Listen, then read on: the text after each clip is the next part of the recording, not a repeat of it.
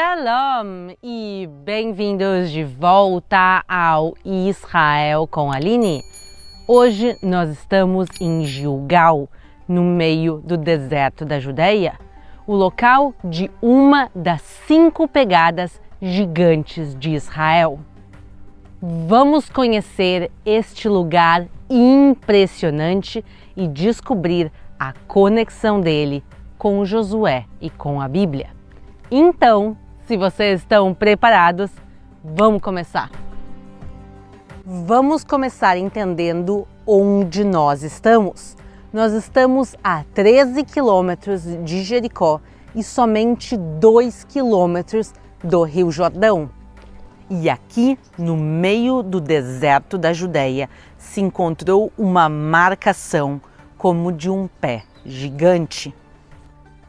Aqui nós já vemos o contorno da pegada gigante e ela está conectada à conquista da Terra Prometida, a Josué, a Arca da Aliança e até ao Maná. Mas a única maneira de ver essa pegada é desde os céus.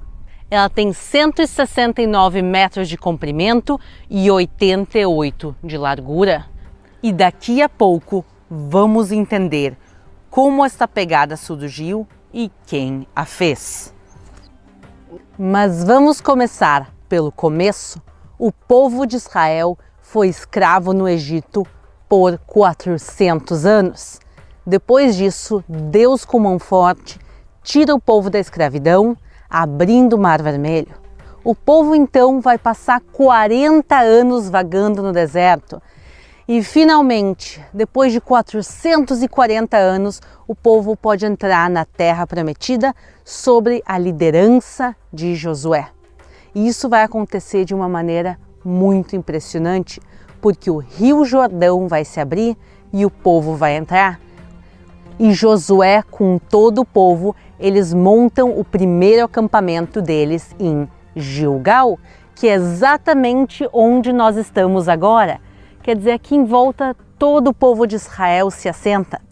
E como a Bíblia nos conta, quando eles cruzam o Rio Jordão, Josué pega 12 pedras de dentro do rio e traz até aqui para montar um monumento. E o local desse monumento existe até os dias de hoje.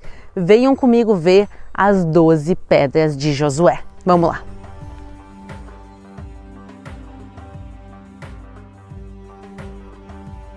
E qual o motivo da construção desse monumento?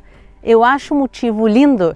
Ele tem no fundo um motivo educacional, como está escrito nessa passagem. E falou aos filhos de Israel, dizendo: quando no futuro vossos filhos perguntarem a seus pais, dizendo: que significam estas pedras? Fareis saber a vossos filhos, dizendo: Israel passou em seco este Jordão, porque o Senhor vosso Deus fez secar as águas do Jordão diante de vós, até que passasseis, como o Senhor vosso Deus fez ao Mar Vermelho, que fez secar perante nós, até que passássemos. Passaram mais de 3.300 anos desde a época que Josué constrói esse monumento e por isso muito dele não sobrou. Nós conseguimos ver claramente onde ele ficava. Tem ainda aqui algumas pedras, mas a maior parte do monumento realmente com o tempo ele desapareceu. E a Bíblia nos fala que é um local de educação a crianças e por isso eu fico um pouco triste de ver esse local assim tão esquecido. De todas as vezes que eu vim aqui em Gilgal, somente uma vez eu vi um grupo aqui passando. Mas eu já tomei também a decisão de quando o Yair, meu filhinho, ficar um pouco maior, eu vou trazer ele para cá e eu vou mostrar esse local e ensinar para ele a história do povo de Israel. E quem sabe no futuro mais pessoas também vão conhecer e vir aqui usar esse local como um local educativo e histórico. Mas ele não é o único local aqui em Gilgal que nós temos. Aqui também se encontrou um altar de sacrifícios. E ele fica logo ali. Então vamos juntos agora conhecer o altar de sacrifícios de Gilgal.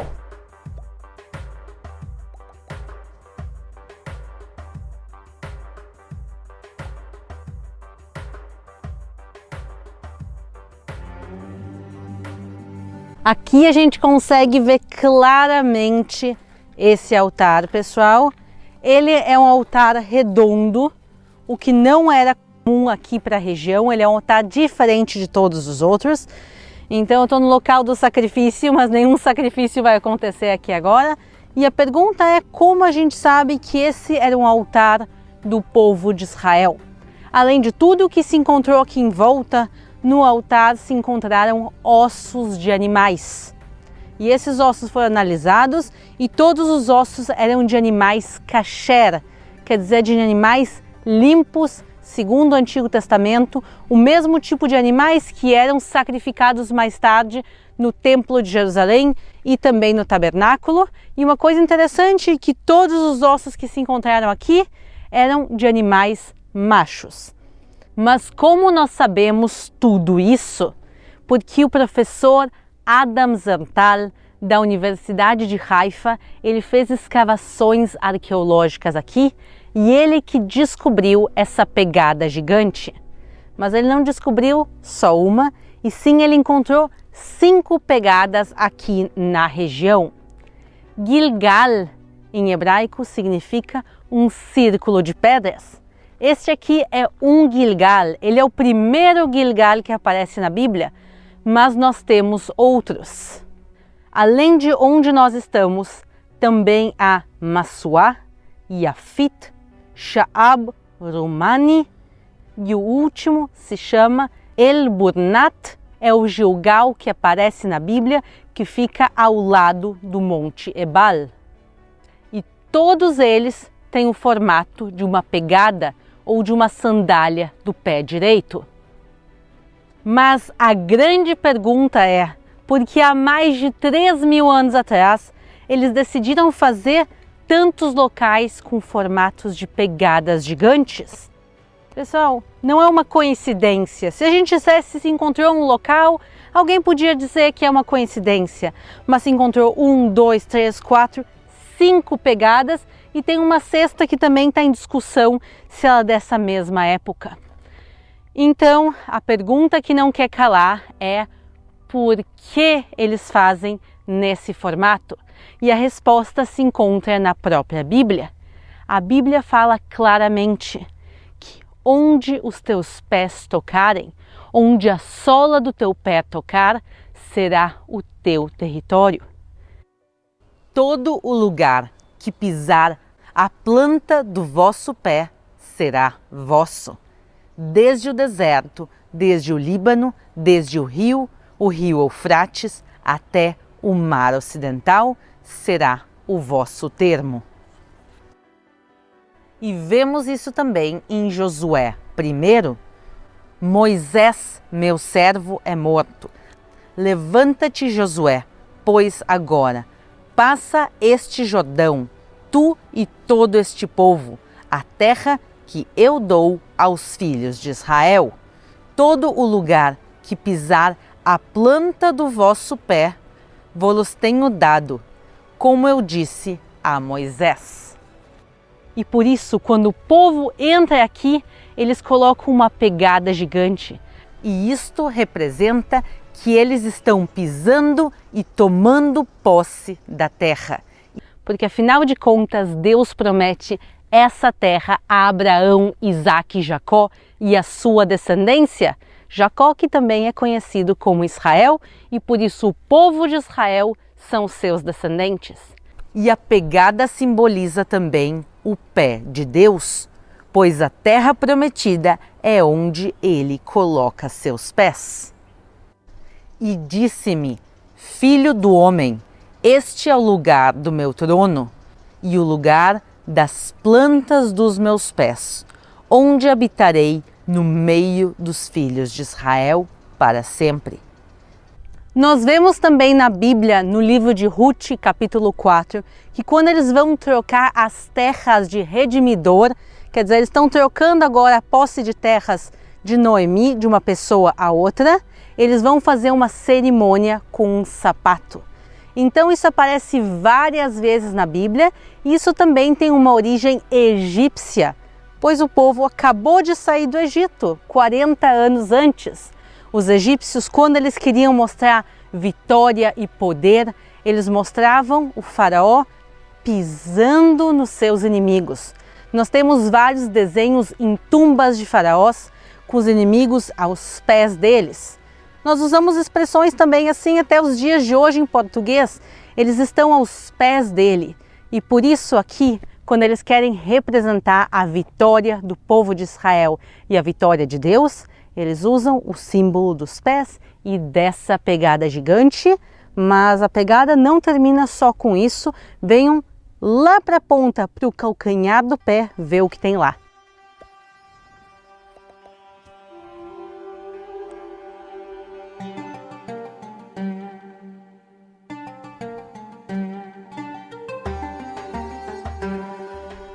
Nós estamos agora no calcanhar, vocês podem ver aqui o final do calcanhar e ele tem um caminho duplo de 2 metros de largura. Aqui a gente vê claramente esse caminho, mas o que ele era? Por que ele está aqui em volta do calcanhar? Esse caminho é o caminho dos sacerdotes levitas. Toda Gilgal ela era importante para as 12 tribos de Israel. E dentro das 12 tribos tinha a tribo de Levi, e dentro da tribo de Levi tinha uma família que era a família de Cohen, que eram descendentes de Arão, o irmão de Moisés. E eles eram escolhidos como os sacerdotes do povo de Israel. Então eles faziam esse caminho aqui de uma maneira ritual bíblica. E isto era feito justamente no calcanhar, porque nele ficava a Arca da Aliança. Depois que ela cruza o Rio Jordão, este vai ser o local dela. Mas como as multidões podiam assistir essas cerimônias? Os sacrifícios feitos no altar, as cerimônias da caminhada do calcanhar, como se assistia? Vocês podem ver que aqui atrás de mim a gente vê uma grande colina com escadas que parecem inclusive uma arquibancada. E é exatamente para isso que esse espaço servia. Aqui as multidões podiam sentar e olhar para baixo e ver tudo o que acontecia nesse local.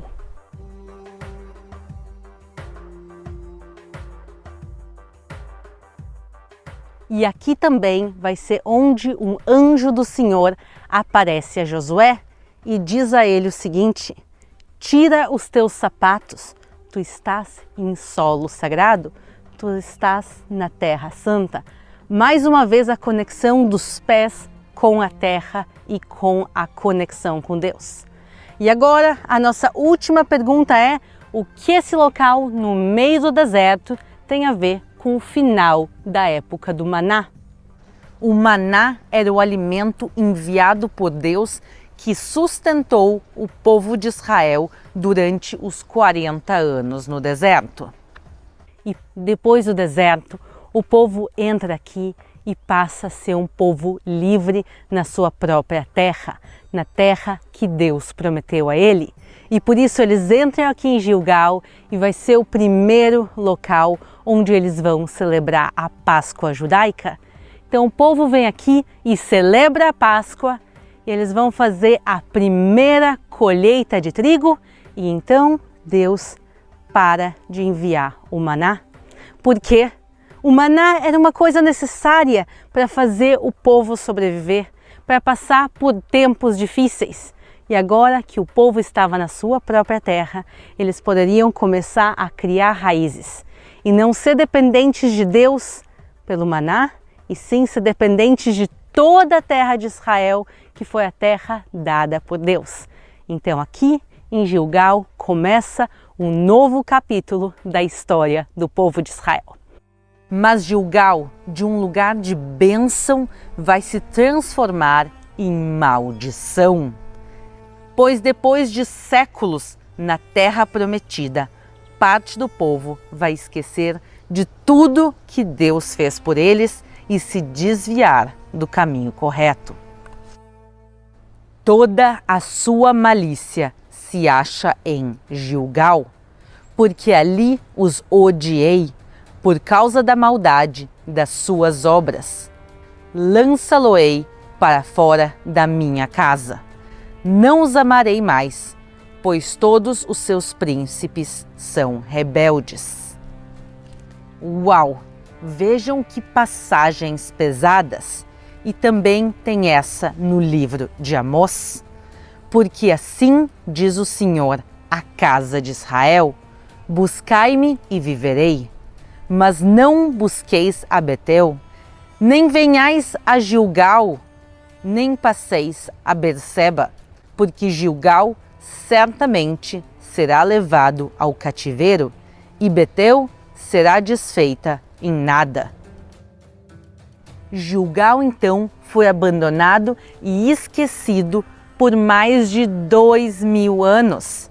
E nesse tempo o povo de Israel foi exilado 2 vezes. Mas Deus, com amor e misericórdia, trouxe o povo de volta à sua terra prometida. E hoje podemos ver as bênçãos sobre essa terra. A terra está renascendo depois de quase 2000 anos de exílio. E Gilgal foi reencontrado graças ao arqueólogo Adam Zertal. E os pés do povo de Israel voltaram a essa pegada gigante e a este lugar. Espero que vocês tenham gostado do vídeo do dia de hoje e de conhecer locais tão importantes e ao mesmo tempo tão esquecidos. Então vamos lembrar das histórias bíblicas aqui e ensinar elas também para as próximas gerações. Um beijo e nos vemos na próxima!